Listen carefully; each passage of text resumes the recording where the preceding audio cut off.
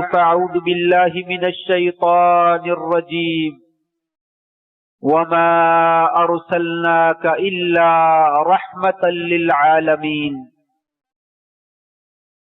اور ہم نے آپ کو جہان والوں کے لیے رحمت بنا کر بھیجا ہے۔ محترم بزرگوں، دوستوں، بھائیوں، معززات ماؤں اور بہنوں، اللہ تبارک و تعالی نے ہمیں نبی کائنات حضرت محمد الرسول اللہ صلی اللہ علیہ وسلم جیسی ہستی آپ کو ہمارے لیے رسول بنا کر بھیجا۔ آپ کے بہت زیادہ اعزازات ہیں، آپ کی بہت زیادہ قدر و منزلت ہے، بڑی رفعت ہے اور بڑی بلندی ہے۔ انہی اعزازات میں سے سب سے بڑا اعزاز یہ ہے کہ اللہ کریم نے آپ کو نبی رحمت بنا کر جو ہے وہ بھیجا ہے، اور یہ رحمت ایک فرد کے لیے نہیں ہے، ایک معاشرے کے اور ایک کنبے اور قبیلے کے اور ایک علاقے کے لیے نہیں ہے، ایک نسل کے لوگوں کے لیے نہیں ہے، صرف مردوں کے لیے نہیں ہے، صرف عورتوں کے لیے نہیں ہے، بلکہ آپ صلی اللہ علیہ وآلہ وسلم کو اللہ تبارک و تعالی نے جہان والوں کے لیے رحمت بنا کر بھیجا ہے۔ آپ صلی اللہ علیہ وسلم کے بہت زیادہ اعزازات ہیں، میں سمجھتا ہوں ان میں اگر صرف یہی اعزاز ہوتا کہ آپ ساری کائنات کے لیے رحمت بنا کر بھیجے گئے ہیں، تو یہی شرف اور یہی اعزاز آپ صلی اللہ علیہ وسلم کے مقام اور مرتبے کے لیے کافی ہے۔ آپ جانتے ہیں کہ جب آپ مکہ کی سنگلاخ وادیوں میں رسول اور نبی بنا کر بھیجے گئے، اس وقت لوگوں کی کیفیت کیا تھی؟ لوگ بچیوں کو زندہ درگور کر دیا کرتے تھے، انسانیت سسکتی پڑ رہی تھی، عورتوں کو کوئی پوچھنے والا نہیں تھا، دنیا کی بھیڑ بکریوں کی طرح عورتوں کو مال و متاع سمجھا جاتا تھا اور خریدا جاتا تھا اور بیچا جاتا تھا، اور جنگل میں شیر کا قانون چلتا تھا کہ جہاں کوئی آدمی ظلم کرنا چاہے ظلم کرے اور اسے کوئی پوچھنے والا نہیں تھا۔ انسانیت گر رہی تھی اور مر رہی تھی اور ختم ہو رہی تھی اور مٹ رہی تھی، نہ کسی کی عزت محفوظ تھی اور نہ کسی کی جان محفوظ تھی اور نہ کسی کا مال محفوظ تھا۔ ایسے میں اللہ تبارک و تعالی نے آپ صلی اللہ علیہ وآلہ وسلم کو صرف نبی نہیں بلکہ نبی رحمت بنا کر مبعوث فرمایا۔ آپ نے اپنی رحمت کے ذریعے کائنات میں وہ انقلاب پیدا کر دیا، اندھیروں کو روشنی کی شکل میں تبدیل کر دیا، انسان کو انسان بن کر جینا سکھا دیا۔ وہ لوگ جو بیٹیوں کو زندہ درگور کیا کرتے تھے، بیٹیوں کو سروں پہ اٹھانے والے بن گئے، جو عورتوں کی عزتوں کو تار تار کیا کرتے تھے، وہ عورتوں کی عزتوں کے محافظ بن گئے۔ جہاں کوئی قانون نہیں تھا، کوئی اصول نہیں تھا، جہاں پہ کوئی کسی کی بات نہیں مانتا تھا، وہاں پہ اللہ تبارک و تعالی نے آپ کی رحمت کے ذریعے ایسے رہبر اور ایسے قائد بنا دیے جنہوں نے دنیا میں ایسی حکومت کی کہ بعد میں آنے والی نسلیں ان کی مثال جو ہے وہ پیش نہیں کر سکتی۔ اسی لیے شاعر کہتا ہے، یا صاحب الجمال و یا سید البشر من وجہک المنیر لقد نور القمر، اے خوبصورتی والے، اے نوع انسانیت کے سردار، آپ کا چہرہ ہی کتنا روشن ہے، اللہ نے آپ کے چہرے کی روشنی سے چاند کو منور کر دیا ہے۔ اور فرمایا وَلَا يُمْكِنُ ثَنَاؤُهُ كَمَا كَانَ حَقُّهُ، آپ کی تعریف، آپ کی عزت اور آپ کی عظمت اور آپ کا شرف یہ تو بیان ہی نہیں کیا جا سکتا ہے۔ بعد از خدا بزرگ تو ہی قصہ مختصر، بس اتنی سی بات ہے کہ اللہ کے بعد کسی اور ہستی کا مقام نہیں، صرف اور صرف آپ ہی کا مقام ہے۔ اور حسان ابن ثابت تو کہتے ہیں وَأَحْسَنُ مِنْكَ لَمْ تَرَ قَطُّ عَيْنِي وَأَجْمَلُ مِنْكَ لَمْ تَلِدِ النِّسَاءُ، آپ سے زیادہ خوبصورت اور حسین اور شاندار کسی آنکھ نے دیکھا نہیں ہے، اور کسی ماں نے آپ جیسا نونہال جو ہے وہ جنا ہی نہیں ہے۔ اور کائنات میں آپ جیسی عظیم الشان ہستی نہ آئی ہے اور نہ آنی ہے کہ جس نے کائنات کی یکدم جو ہے وہ کایا ہی پلٹ کے رکھ دی۔ وہ لوگ جن کو بھیڑ بکریاں چروانا نہیں آتی تھی، وہ کائنات کی ڈور سنبھالنے کے قابل بن گئے اور دنیا میں انقلاب برپا کر دیا، آپ نے قوموں کو سیدھا کر دیا۔ یہی وہ نبی رحمت ہیں جن کی رحمت جو ہے تمام کائنات کے گوشوں میں چھاتی ہی چلی گئی اور پھیلتی ہی چلی گئی۔ اگر قرآن مجید کا مطالعہ کیا جائے تو ہمیں قرآن مجید میں بے شمار آیات ملتی ہیں جن میں اللہ تبارک و تعالی نے آپ صلی اللہ علیہ وآلہ وسلم کے نبی رحمت ہونے کا تذکرہ جو ہے وہ فرمایا ہے۔ جیسا کہ یہ آیت میں نے پڑھی وَمَا أَرْسَلْنَاكَ إِلَّا رَحْمَةً لِّلْعَالَمِينَ، ہم نے ایک دو فردوں کے لیے نہیں، 10 بندوں کے لیے نہیں، ایک جماعت اور ایک کنبے کے لیے نہیں، ایک علاقے کے لیے نہیں، چند گروہوں کے لیے نہیں، کالے لوگوں کے لیے، گورے لوگوں کے لیے، عربوں کے لیے نہیں، ہم نے ساری کائنات کے لیے آپ کو رحمت للعالمین بنا کر دی۔ آپ کی رحمت کائنات کے ہر شعبے میں اور کائنات کی ہر چیز کے اوپر رنگ جو ہے وہ چڑھاتی چلی گئی۔ اور دوسری آیت میں فرمایا فَبِمَا رَحْمَةٍ مِّنَ اللَّهِ لِنْتَ لَهُمْ وَلَوْ كُنْتَ فَظًّا غَلِيظَ الْقَلْبِ لَانفَضُّوا مِنْ حَوْلِكَ فَاعْفُ عَنْهُمْ وَاسْتَغْفِرْ لَهُمْ وَشَاوِرْهُمْ فِي الْأَمْرِ فَإِذَا عَزَمْتَ فَتَوَكَّلْ عَلَى اللَّهِ إِنَّ اللَّهَ يُحِبُّ الْمُتَوَكِّلِينَ۔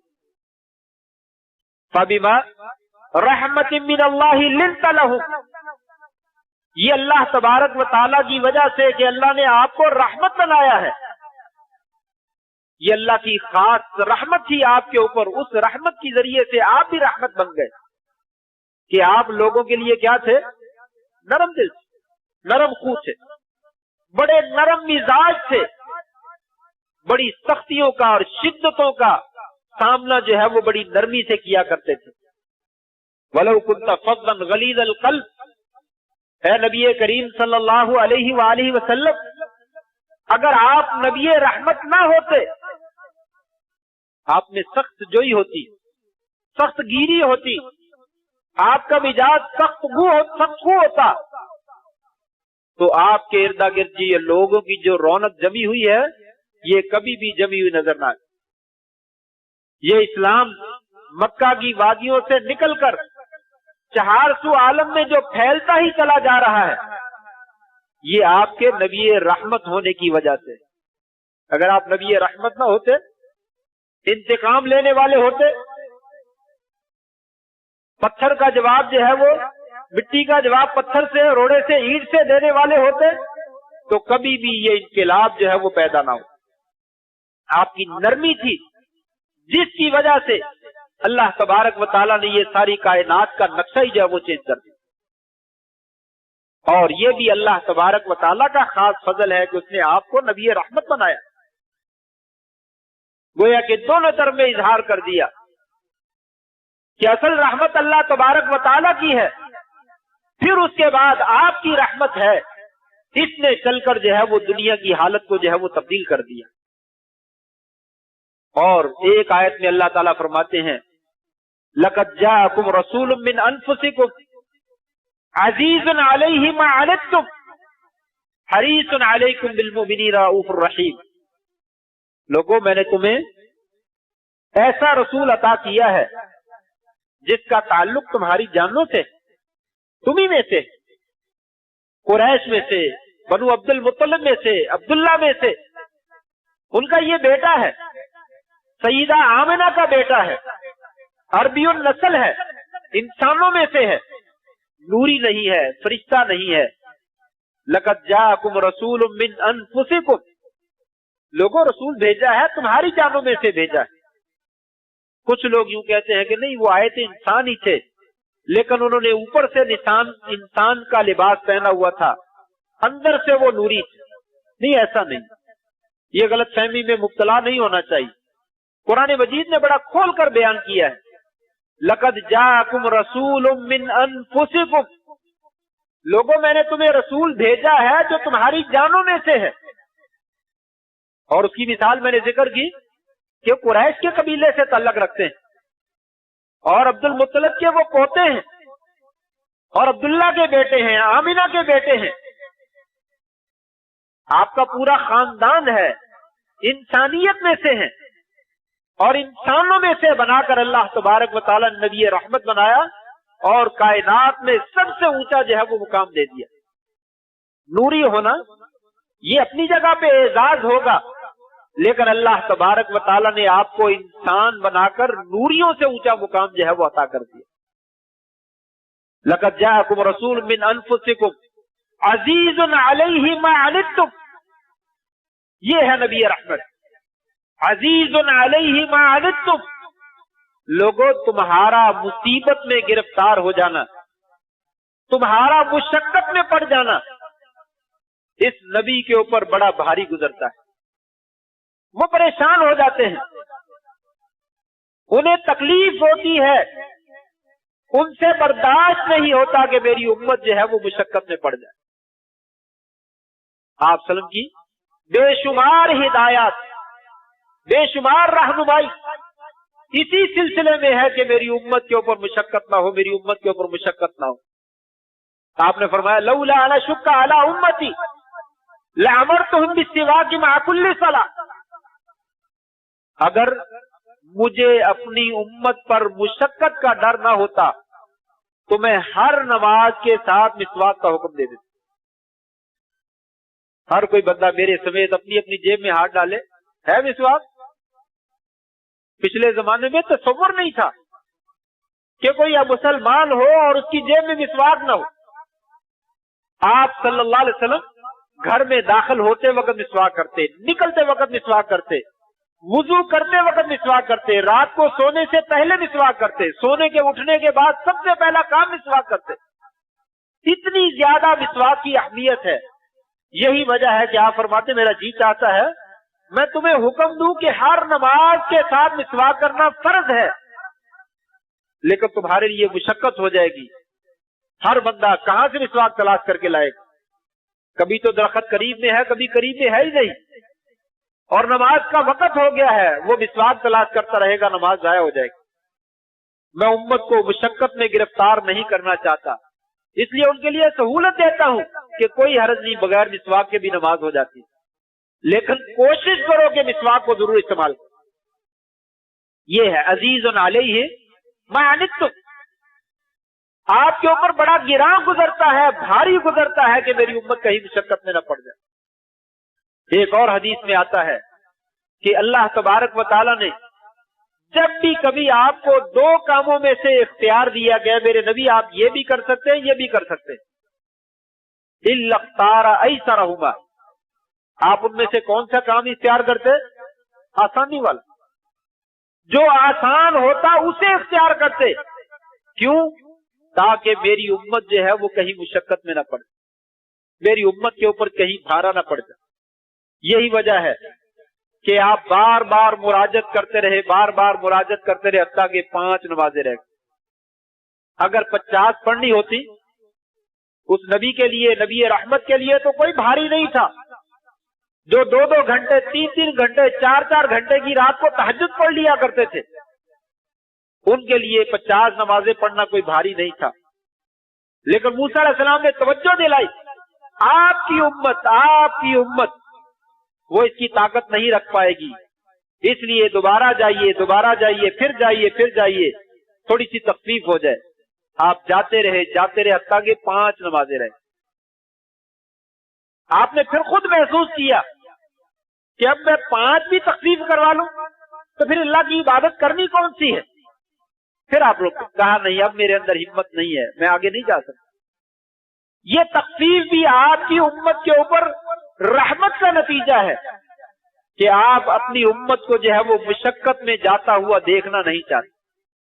آپ خود پریشان ہو جاتے ہیں کہ میری امت جو ہے وہ مشقت میں کیوں ہے۔ عزیز علیہ ما عنتم حریص علیکم، وہ تمہارے اوپر بڑے حریص ہیں، بڑی دلچسپی رکھتے ہیں کہ میں ان کا کوئی فائدہ کر جاؤں، ان کی کوئی اچھائی کر دوں، ان کا کوئی بہتر کام کر جاؤں۔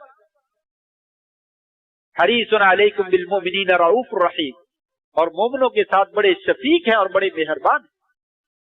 یہ نبی رحمت کہ اللہ تبارک و تعالیٰ نے آپ کو نبی رحمت بنا کر بھیجا کہ وہ اپنی امت کا، اپنی رعایا کا، اپنے لوگوں کا اپنی جان سے بڑھ کر جو ہے وہ خیال رکھتے ہیں۔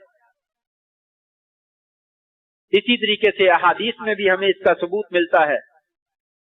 نبی کریم صلی اللہ علیہ وسلم نے خود فرمایا، لوگو انما انا رحمت مہدات، اللہ تبارک و تعالیٰ نے مجھے تمہارے لیے رحمت والا نبی بنا کر بھیجا ہے۔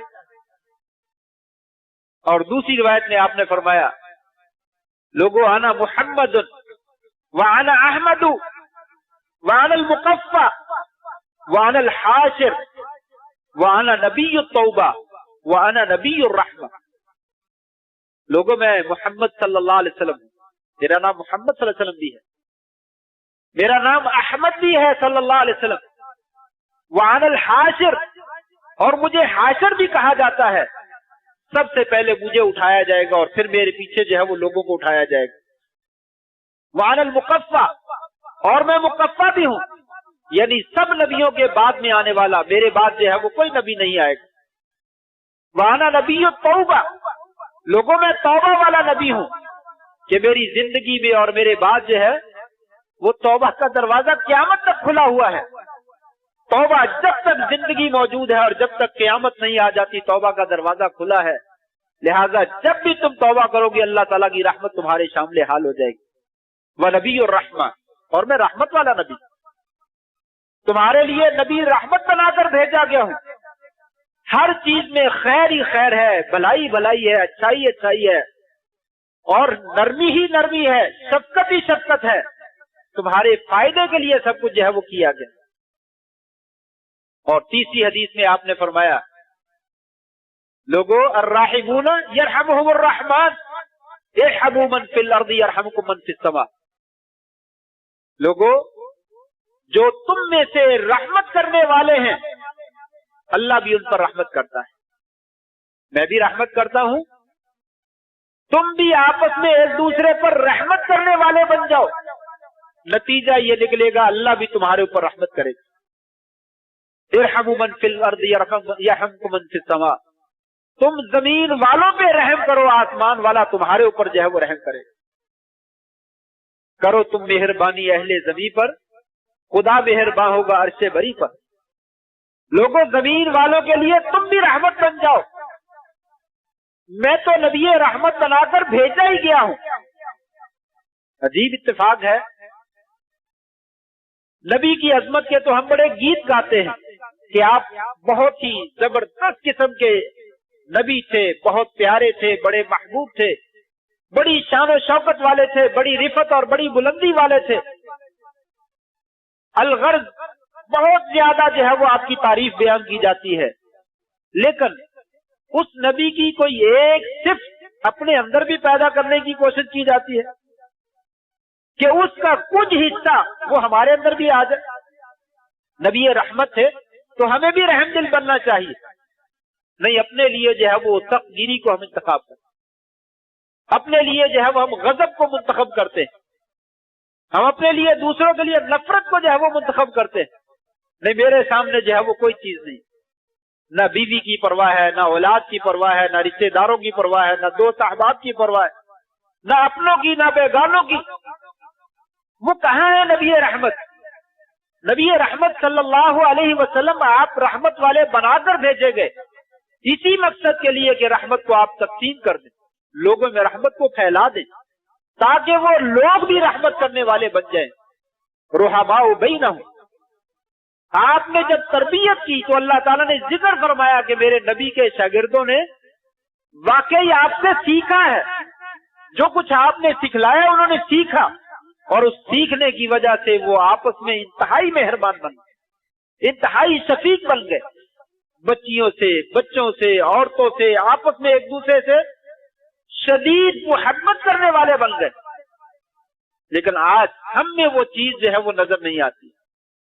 آپ صلی اللہ علیہ وسلم کی سیرت، یہ ربیع الاول کا مہینہ جاری ہے، کچھ لوگوں کا ذہن یہ ہے کہ اسی مہینے میں سیرت جو ہے وہ بیان ہونی چاہیے۔ نہیں، ایسا نہیں۔ آپ صلی اللہ علیہ وآلہ وسلم کی سیرت اور رحمت یہ ہر خطبے میں تذکرہ ہونا چاہیے، یہ آپ کے ساتھ ہماری محبت کا ثبوت ہے۔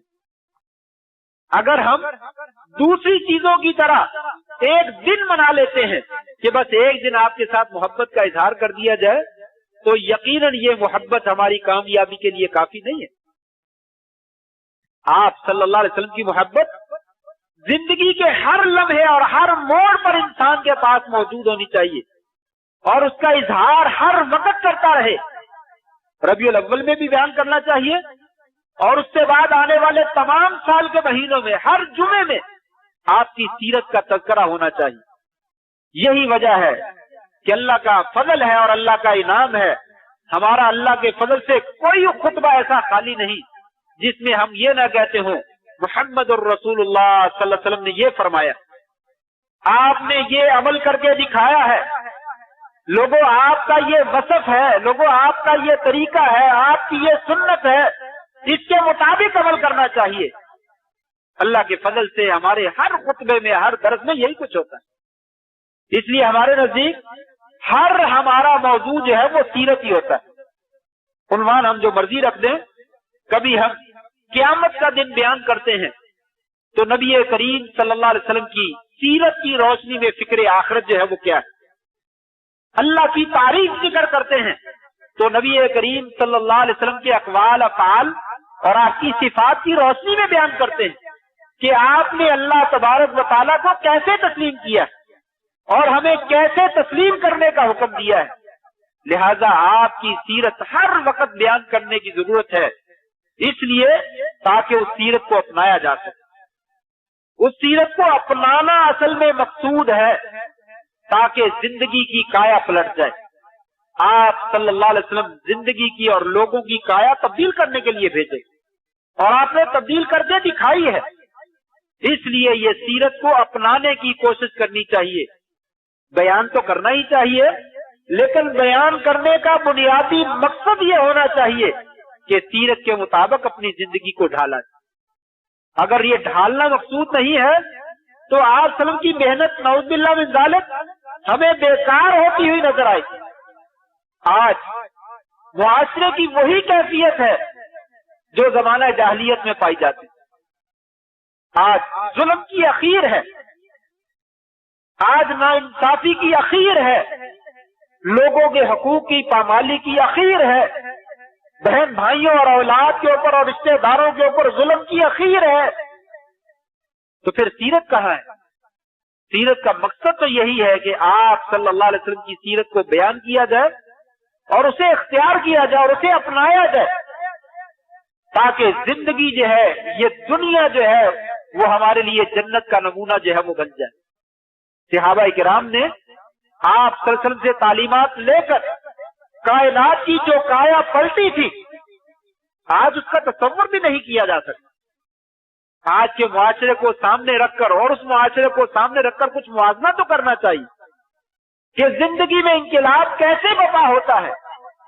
آپ صلی اللہ علیہ وسلم نے کیا چیزیں جو ہے وہ تبدیل کر کے دکھائی؟